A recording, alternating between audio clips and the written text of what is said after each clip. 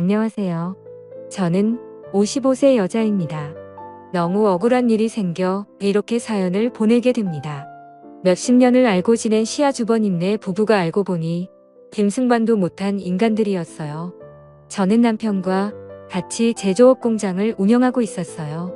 플라스틱을 만드는 공장을 하는데 업체에서 주문한 플라스틱 용기나 제품을 만들고 있죠. 이 공장을 하기까지 남편과 함께 정말 수도 없이 많은 좌절을 맛봤어요. 저나 남편이나 워낙 밑바닥부터 일을 시작을 했고 몸으로 부딪혀서 여기까지 오게 된 거였거든요. 남편은 공장 직원으로만 10여 년 넘게 일을 했고 공장장이 된 후로 저와 같이 공장을 인수받아 일을 했어요. 공장 하면서도 별일이 다 있었는데 기계를 납품한다고 돈을 가져가고 안 가져와서 사기를 당한 적도 있었고 대금이 밀린 채 부도가 날 회사 때문에 저희 공장도 휘청한 적이 한두 번 있었어요. 그렇게 몇 번의 고비를 겪고 나서 인건비라도 아껴보겠다며 저도 같이 공장에 나갔고 명절을 제외한 나머지는 매일같이 공장으로 출근을 해서 살다시피 했습니다. 주변에 같이 일하시는 분들도 다르지 저희 부부한테 어쩜 그렇게 열심히 사냐고 했어요. 그 정도로 압착같이 살았습니다. 이렇게 살다 보니 또 그만큼의 보상도 뒤따르더라고요. 지하 월세방에서 살던 내 식구가 큰 평수는 아니지만 32평대 아파트에서 살게 되었고 두 딸들 대학까지 다 보낼 수 있었어요. 그래도 아직까지 애들 생각하면 마음이 아픈 게 저희 부부는 돈 번다고 매일같이 공장에 나가 있었으니 제대로 같이 시간을 보낸 적도 없었어요. 딸 둘이서 알아서 다 밥 차려 먹고 설거지 해놓고 그랬죠. 그렇게 저희 공장이 어느 정도 자리를 잡혔을 때 남편의 형인 아주버님이 저희한테 일을 같이 좀 하자고 하시는 겁니다. 이 아주버님으로 말할 것 같으면 평생을 저희한테 손을 벌리고 사신 분이세요. 맨날 사업한다고 돈 좀 빌려달라 해놓고 돈도 안 갚으시고 장사한다고 돈 좀 빌려달라고 하면 1년도 안 돼서 다 말아먹으시는 분이셨죠. 얼마나 뻔뻔한지 돈 좀 갚으라고 하면 가족끼리 야박하게 무슨 돈을 갚냐고 하셨어요. 워낙 저희 남편 성격이 착해 빠지고 정이 많아서 시댁 식구들이 죽겠다고 죽는 소리 하면 다 도와주곤 했어요. 남편의 이런 성격이 남들한테는 100이어도 저한테는 0점이었네요. 그리고 아주버님이 이렇게 더 기고만장했던 게 시어머니가 한몫하셨는데 저희 어머니는 본인 큰 아들이면 아주 사족을 못 쓰세요. 같은 아들이어도 장남이 최고라며 장남이 하는 말이면 무조건 다 맞다고 하셨죠. 한 번은 시어머니가 저희 남편한테니 형이 지금 돈 때문에 힘들어하는데 동생이라면 형님이 돈 좀 쓰세요 하면서 얼마 주워주고 그래야지 너는 공장하면서 돈 벌고 있는데 이 형은 지금 직업도 업장이야 하시는데 저는 그런 어머니한테 안 된다고 했어요. 그러니 새노인 내가 기운도 좋으니 저한테 땡소리를 지르며 식구들 다 있는 데서 표독을 퍼겁니다. 너는 남의 집 식구 주제에 네가 뭔데 돈을 줘라 말아라 하고 있어. 겁대가리 없이 우리 큰아들이 하는 일에 엎혀가면서 그 공장이 네 공장이냐 너는 그냥 쥐 죽은 듯이 시키는 거다 해라. 어딜 남자가 하는 일에 나서고 있어 하셨어요. 그러니 형님도 말했습니다. 동서 참 말 서운하게 한다. 아니 공장하면서 돈 좀 벌었다 이거야 뭐야. 지금 우리 애들 아빠 직업 없다고 무시해. 대단한 게 하는 것도 아니고 그깟 공장하면서 사람이 한결같아야지 참속 보인다 하시는데 근데 저도 그런 형님한테 그럼 형님이랑 아주버님은 사람이 한결같으셨어. 그동안 저희한테 빌려간 돈 한결같이 안 갚고 계시는 거세요. 형님이야말로 그 밥의 그 나물이라고 아주버님하고 똑같으시네요. 해서 매번 참고만 있었는데 할 말 다 했죠. 그러니 제 말이 끝나자마자 시어머니 신고 있던 슬리퍼를 저한테 던지면서 나가라고 소리를 치셨어요. 그렇게 못 베어먹은 애가 집에 들어오니 눈에 뵈는 게 없지 하셨죠. 그러면서 너는 이런 대우받아도 싸다 하셨네요. 시댁 식구들 다 이런 식이었어요. 결국 남편은 본인 형을 직원으로 채용을 했어요. 근데 아주버님 3개월 정도 일하고 나오지도 않았죠. 제가 오죽하면 남편한테 당신은 어디서 주워온 자식 아니냐고 했어요. 그나마 남편이 제일 멀쩡했거든요. 그러다 제 나이 50대던 해 남편과 슬슬 노년을 계획해야 할 때 커다란 시련이 닥쳐왔습니다. 저희 남편이 하늘나라에 가게 되었어요. 급성 심근경색으로 사망을 하였는데 공장에서 혼자 있다가 그렇게 된 거였어요. 하필이면 그날 저희 둘째 딸이 대학 근처에 자취방을 알아봐야 돼서 제가 수원으로 올라가야 했거든요. 제가 공장에 없을 때 이런 일이 생긴 겁니다. 옆 공장 사장님이 저희 남편한테 같이 점심 먹자고 하러 갔다가 사무실에서 남편을 발견했고 저한테 연락이 왔어요. 저는 그 얘기를 듣자마자 바로 내려갔고 남편이 있는 병원으로 갔는데 이미 시간이 많이 지난 상태였다고 하더라고요. 그날 제가 딸한테 안 갔더라면 남편을 살렸을 텐데라는 후회가 정말 물 밀듯이 밀려오고 죄책감까지 들었어요. 그리고 남편 장례식장에서 또 한 번 시댁 식구들과 한바탕 난리가 났어요. 쓰레기 같은 단토도는 무부와 시어머니가 저희 남편 장례식장에서까지 돈 얘기를 했더라고요. 장례식장 식사하는 데서 셋이서 쑥덕거리는 걸 제 친구가 듣고 저한테 얘기를 해줬는데 정말 장례고 뭐고 죄다 뒤집어 엎어놓고 싶었습니다. 여태까지 아주버님이 저희 부부한테 빌려간 돈이 총 7천만 정도 되었거든요.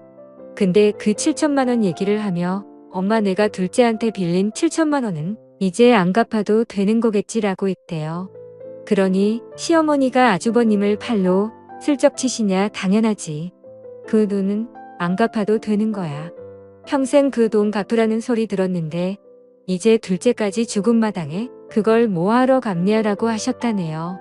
그러니 형님도 어머 그럼 우리 그 돈 안 갚아도 되는 거야. 우리 완전 개탄네 하면서 7천만 원 안 갚아도 되는 대신 상주 역할 톡톡 해야겠네라고 하셨대요. 그러니 아주버님이 그의 7천만 원 대신 둘째 가는 마지막 날까지 옆에 잘 있어주면 되는 거야 라고 했대요. 진짜 이 인간들 사람인가요? 이 판소리 짓거렸으면서 시어머니는 장례식장 오자마자 주저앉으면서 대성통곡을 했고 저한테는 너 때문에 우리 아들이 죽었다며 우리 아들 당장 살려내라고 했었죠. 지금 생각하니 진짜 가증스럽기 짝이 없었네요. 그리고 화장터에서 난리치는 시어머니한테 어머님 이제 와서 우리 아들이라고요. 언제 저희 남편 아들 취급이라도 해주셨어요? 어머님한테 저희 남편은 돈 갖다 바치는 기계 아니었냐고요. 하니 아주버님이 제 수식어 참말 이심한 거 아니요라고 하는데 그런 아주버님한테도 아주버님도 그렇게 말씀하시면 안 되죠. 저희한테 가져간 돈만 자그마치 7천만 원이에요. 근데 애들 아빠 장례식장에서 8천만 원 안 갚아도 된다는 그딴 소리를 하고 있으세요. 하니 형님이 꼭 오시며 하니 솔직히 맞는 말 아니야. 서방님도 돌아가셨는데 우리가 갚을 필요는 이제 없긴 하지라고 하는데 그런 인간들한테 니들은 이제 남이라며 벽이 있을 자격도 안 된다고 가라고 했어요. 나중에 후환이 두렵지도 않냐고 했네요. 그러니 아주버님이 본인 식구들이랑 시어머니 데리고 가다고요. 남편이 하늘나라 가서까지 이런 대우를 받는 게 너무 안쓰러웠어요. 그렇게 남편의 장례가 끝나고 저는 공장도 못 나가고 집에만 있었어요. 저희가 발주받은 물건은 옆 공장 사장님한테 남겼고요. 그렇게 2주 정도 지났을까요? 옆 공장 사장님이 급하게 전화가 온 겁니다. 그러면서 사장님 공장 내놨어요 라고 하는데 저는 무슨 소리냐고 했어요.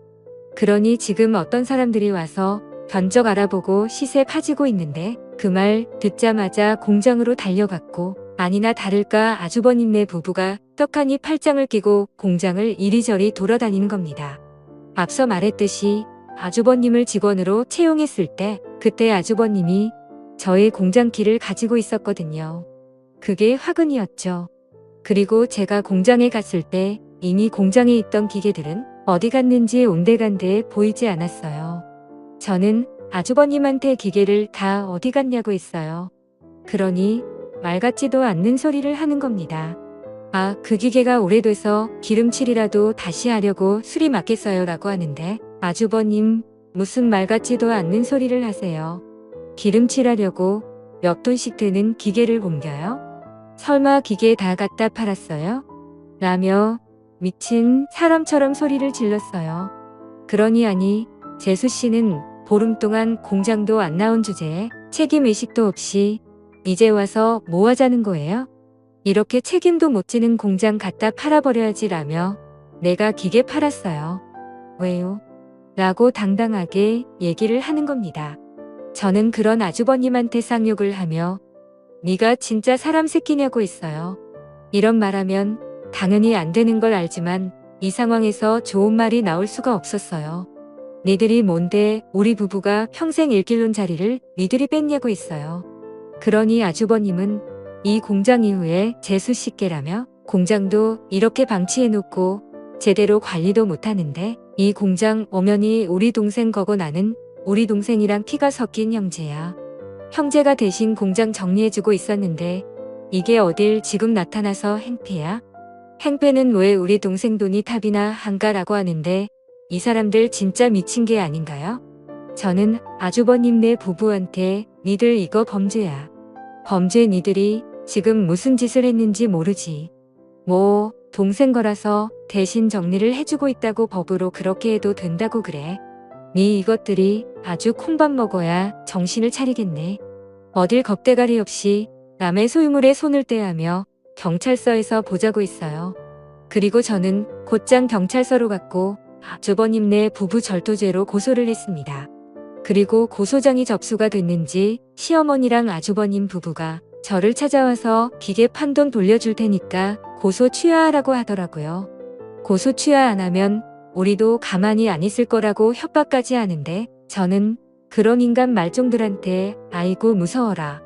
이젠 협박까지 하세요. 가만히 안 있으면 어쩔 건데요? 협박까지 추가로 고소 한 번 더 해드려 했어요. 그러니 형님은 어떻게 가족끼리 고소를 안 하며 서방님이 살아계셔던 동서가 하는 일 보고 가만히 있겠냐고 하는데 저는 그런 형님한테 우리 애들 아빠가 살아있었으면 저한테 아주 잘했다고 박수라도 쳐줬겠죠. 당신들은 콩밥 먹고 제대로 정신 차려야 갱생이 될까 말까 하는 인간들이라고 했어요. 아주버님네 부부는 경찰서 출석해서 조사를 받았는데 아는 업자한테 거짓말까지 해가며 기계를 팔았더라고요. 제가 대신 팔아달라고 했다네요. 그렇게 기계 판 돈이 자그마치 1억이 넘었고 경찰서에서 대질 조사 받을 때 그 돈 다시 돌려주면 되지 않냐고 하는데 수사관도 어이없어 하시며 그게 다시 돌려준다고 되는 일이냐고 하시더라고요. 이 정도로 무식한 사람들이에요. 설마 제가 고소까지 할 줄은 몰랐다고 하네요. 저는 고소 취하할 생각 없고 끝까지 간다고 했어요. 하늘에 있는 저희 남편 생각해서라도 이렇게 하는 게 맞는 것 같아요. 시어머니는 시도 때도 없이 저를 찾아와선 동네방네 소리를 지르며 집안에 여자 하나 잘못 들어와서 우리 집을 풍비박산 낸다고 여기 악마가 살고 있다고 하시는데 그럴 때마다 전 시어머니 대꾸도 안 하고 경찰 불렀습니다. 그리고 시어머니한테도 지금 잘못했다고 한 번만 용서해달라고 기도 모자랄 판국에 어머님이 이럴수록 어머님 큰아들은 더 공경에 빠지는 거예요. 그것만 알고라고 했습니다. 여자가 하늘 품으면 온 6월에도 서리가 내린다는 말이 꼭 제 얘기 같았어요. 아주버님네 부부는 변호사까지 선임해서 1심 재판 받았는데 촉법으로 징역 6월 선고받았어요. 아주버님네 변호사는 계속 저한테 합의 요구하지만 저는 항소까지 할 예정입니다. 작년에 남편 보내고 아주버님네 부부 고소까지 정말 많이 일들이 있었는데요. 죄를 저질렀으며 그에 맞는 마땅한 벌을 받아야 된다고 생각을 하고 끝까지 가려고 합니다. 제가 너무 하셨다고 하는 분들도 계시겠지만 저처럼 억울한 일을 당하게 되면 이렇게 독하게 되더라고요. 이렇게 글을 쓰게 된 이유도 저처럼 억울한 일들 당하지 않으셨으면 하는 마음으로 사연을 남깁니다. 제 푸념 같은 긴 사연 들어주고 읽어주셔서 감사하고요. 다들 건강 유의하시길 바랍니다. 감사합니다.